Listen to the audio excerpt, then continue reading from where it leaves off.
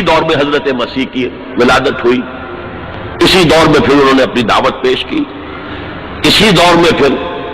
ان کے بڑے بڑے جو صوفیاء تھے، فقہاء تھے، مفتی حضرات تھے،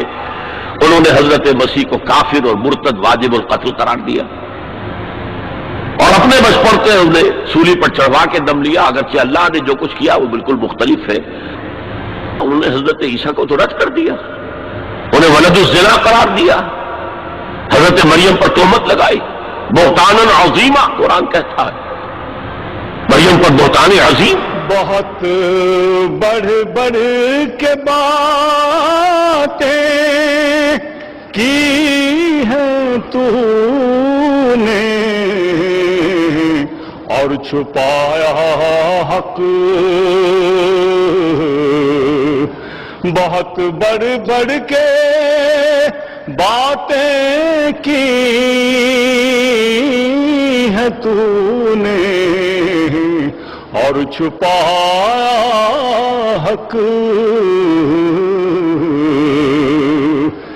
مگر یہ یاد رکھ، مگر یہ یاد رکھ، ایک دن ندامت آنے والی